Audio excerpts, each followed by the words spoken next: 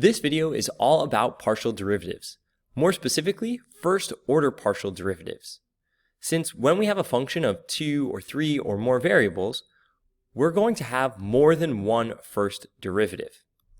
So, if f of xy is a function of 2 variables, its partial derivatives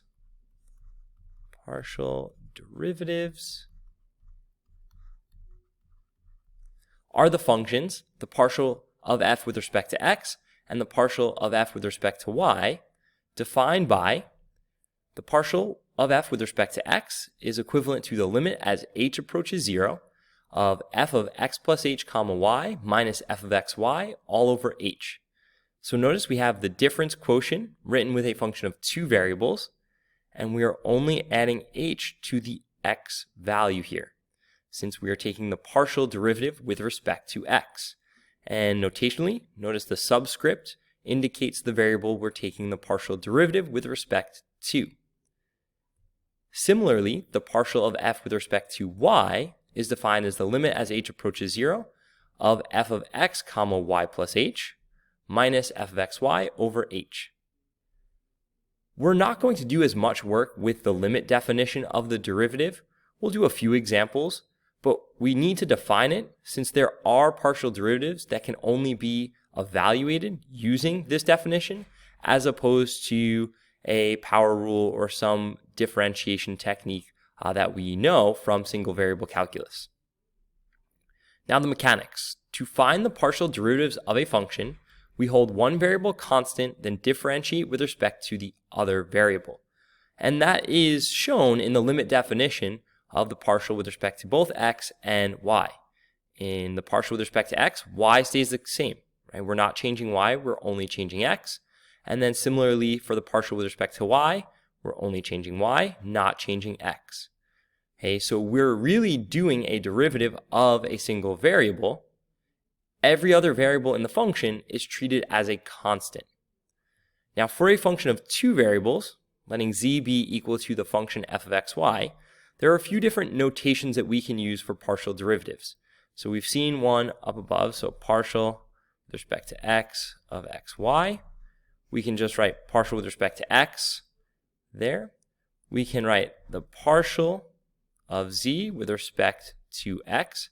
So this is the partial derivative operator, okay, that sort of stylized lowercase d. We can say partial of f with respect to x, also the first order derivative. We can say the derivative, partial derivative with respect to x of the function f of xy. And we can also use a capital D with a subscript of f of a function. This last notation is going to be more relevant when we talk about something called directional derivatives, but we'll introduce it here in this video. But for the most part, we stick with these first few notations when we're talking about first order partial derivatives. So either with the function notation and using subscripts, or using the differential operator, the partial derivative operator of that stylized d. And then with respect to y, we have partial with respect to y of xy as we saw above, partial with respect to y, partial of z with respect to y, partial of f with respect to y, partial with respect to y of the function f of xy, and then myself similarly that denotation with respect to y of the function f. Right, so it is important that we can recognize each of these different notations and what they are asking us to find, which in this case is the first order partial derivative with respect to either x or y. If the variables change, then we would change the variables in the notation. Right, so if we have f of xyz, there might be a z here as the subscript to indicate the partial with respect to z. And it works pretty easily as we change out variables. So now, understanding graphically what a partial derivative represents. So graphically, the partial with respect to x defines the instantaneous rate of change of the function if we hold y constant and move parallel to the x-axis in the positive direction. Similarly, the partial of the function with respect to y defines the instantaneous rate of change of the function if we hold x constant and move parallel to the y-axis in the positive direction. Now, this is helpful, but seeing a picture, in my opinion, is going to be even more helpful. So let's label our axes. So we have the x, the y, and the z. So now let's draw some surface. We'll keep it simple, like some sort of paraboloid type surface here. Okay, and then let's define a point. We'll define the point right there. Drop it down. Okay, so A, B. Actually, let's switch those. I want A to be the x and B to be the y. So A, B, that's better. And this surface we'll define as some function f of x, y. Okay, so we have a point on a surface. So the partial derivative with respect to x, we're setting y constant. So essentially we're looking at a trace along the surface. So that red curve on the surface represents y being constant. In this case, y would be equal to b. And that's going to create that curve on the surface. And then we have the point. So if we find the tangent to that curve, so I'll use the purple. Okay, so the slope of that tangent line is going to represent the partial derivative of the function with respect to x at the point AB. All right, so this is the slope of that line, that is representing the partial with respect to x. Okay, so if we look below, the slope of the purple line at the point AB, f of AB, so that's the point on the surface, represents the partial, let's stick with purple here, okay, the partial with respect to x at the point AB. Now, notice that that slope is going to be negative, and that's a matter of perspective, which can be quite difficult to see. The slope, right, the function value is going down as we move along the x-axis in the positive direction, right? So for perspective, you have to think about the slope coming towards you because that's the direction of the positive x-axis, right? So that tangent line that we drew to the surface, or to the trace more specifically, has a negative slope as we move in the direction of the positive x-axis. And now for the partial with respect to y, if we draw the trace, so on that blue curve, which is on the surface, x equals a, right? Every point on that curve, x equals a, it's constant. And then at the point, we draw the tangent line. Okay, so that tangent line represents the partial with respect to y. That slope's going to be positive. The function value is going up as we move in the direction of the positive y-axis. And if we fill out our little line below, the slope of the green, I don't know why it keeps changing colors on me. I want it to stay green. So the slope of the green line at the point AB, f of AB, is going to be the partial with respect to y, evaluated at the point AB. Right, so for me, the important takeaway is partial derivatives are still a instantaneous rate of change in two dimensions. It's just a matter of holding the one variable, or the one dimension, constant. So we're still drawing tangent lines. Okay? The way that we're breaking it down, though, is we start with our surface, then we set one of the variables constant, so that creates a curve on the surface, and then pick a specific point that we're going to evaluate the partial derivative at. Partial with respect to x, we draw the tangent line in the direction of the x-axis, parallel to the x-axis. In this case, again, the purple, that value would be negative because the function values are going down as we go in the positive x direction. And then similar argument for the partial with respect to y. Right, now we have a trace. We draw the tangent line parallel to the y-axis. In this case, that value is going to be positive as we move in the direction of the positive y-axis.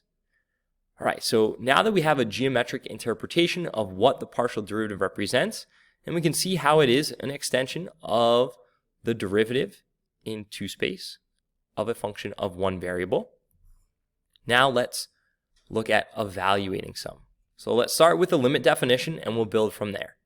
So use the limit definition of the partial derivative to find the partial of the function with respect to x. Okay, so just as a reminder, that's the limit as h approaches 0 of f of x plus h comma y minus f of x y over h. And I should have written that that's equal to the partial of the function with respect to x. So we need to evaluate the difference quotient for this function of two variables, and then after we evaluate it, take the limit as h approaches 0. Okay, so we have the limit as h approaches 0 of x plus h squared minus 4 times x plus h times y plus y squared minus x squared minus 4xy plus y squared all over h.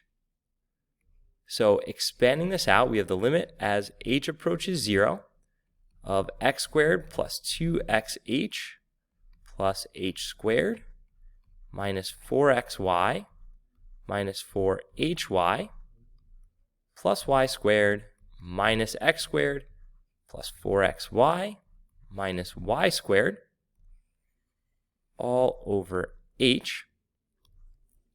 So simplifying in the numerator, x squared minus 4xy plus 4xy plus y squared minus y squared. All the terms that are left in the numerator we can factor out an h from. So h times 2x plus h minus 4y all over h. h's would simplify, and if we evaluate that limit as h approaches 0, we get 2x minus 4y. That's equal to the partial with respect to x.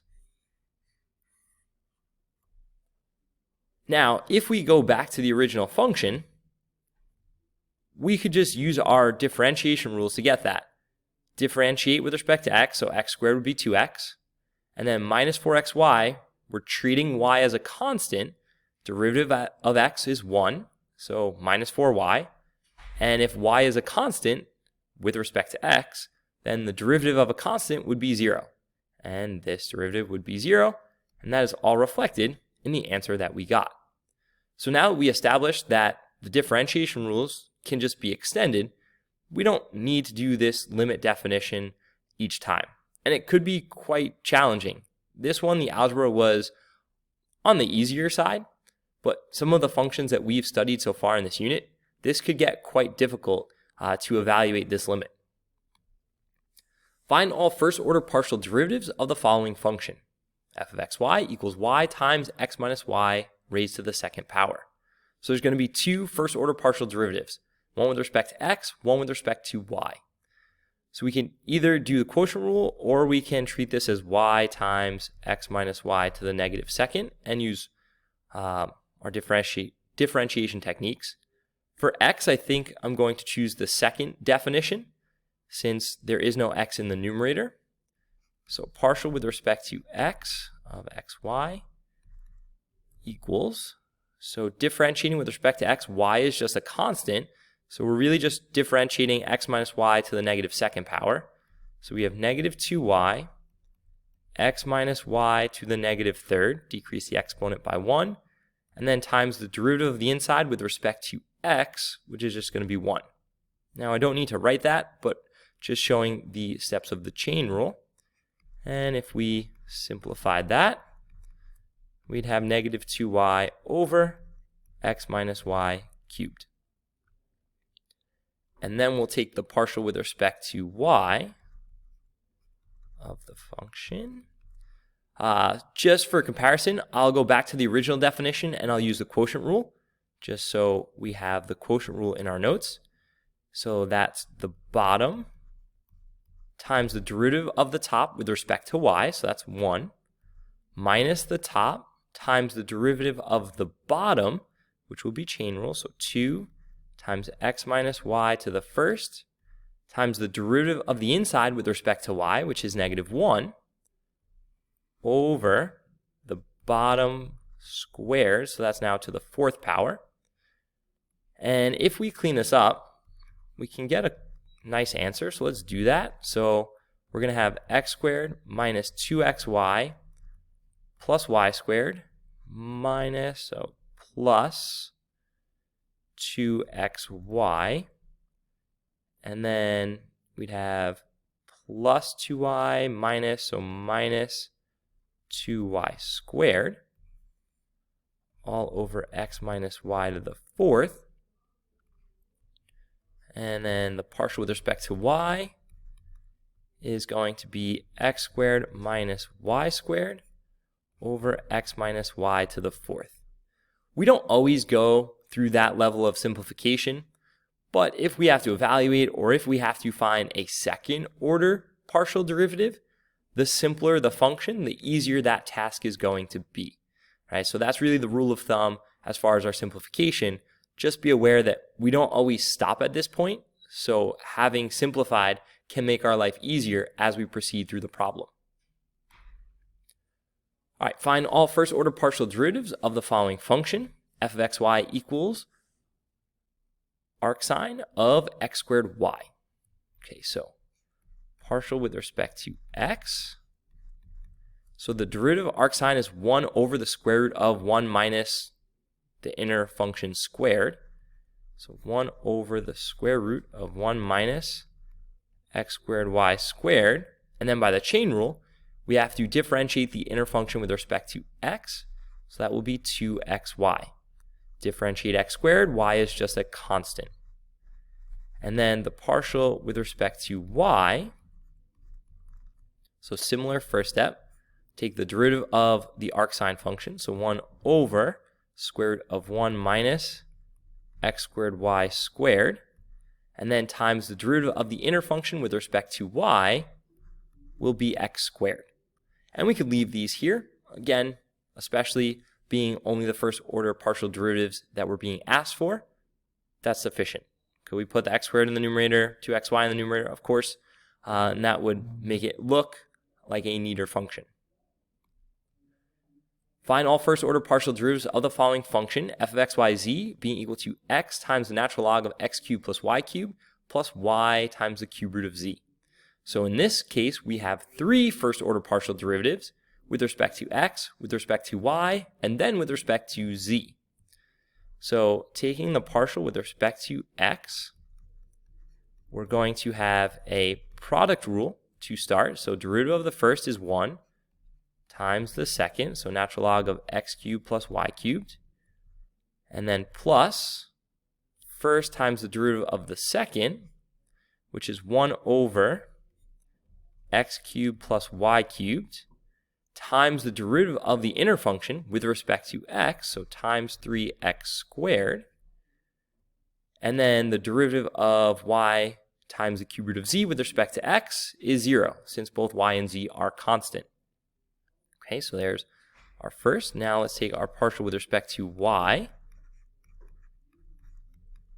Okay, so differentiating the first function with respect to y, so that's going to be x times 1 over x cubed plus y cubed times the derivative of the inner function with respect to y, so 3y squared, and then plus the derivative of the second term with respect to y is just going to be cube root of z. And then finally we have the partial with respect to z. So the derivative of the first term with respect to z is 0. There is no z term there. And then differentiating the second term, so we have y times 1/3 z to the negative 2/3. And just cleaning that one up in particular, that would be y over 3 cube root of z squared, just so that we don't have the negative exponent in our partial derivative function. Okay. So this would be a good example for you now to pause the video and try on your own to see if you understand the mechanics of partial derivatives.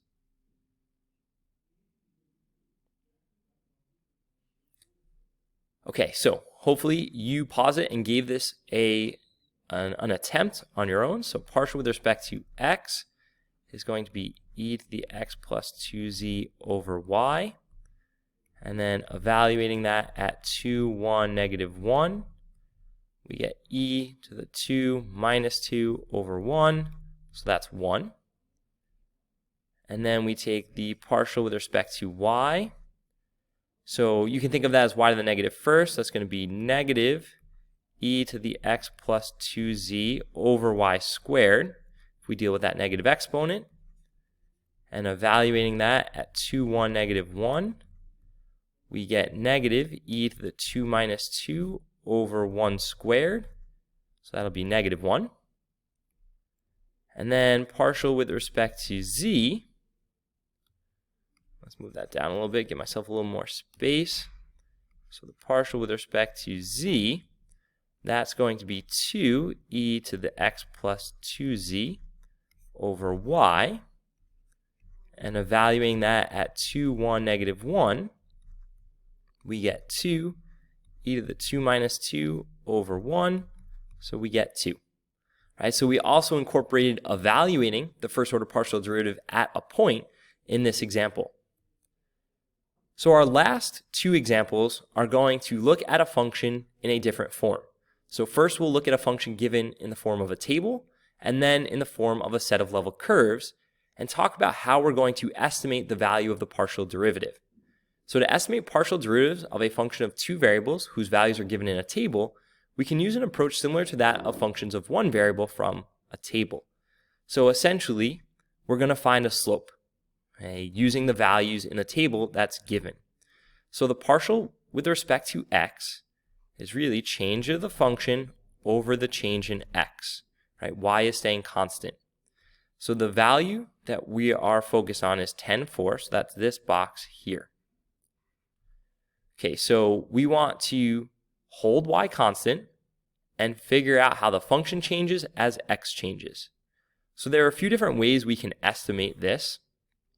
My preference, if it's available to us, is to surround the function at that point. So if we're trying to take the partial at 10, 4, then let's use the value of the function at 15, 4 and at 5, 4.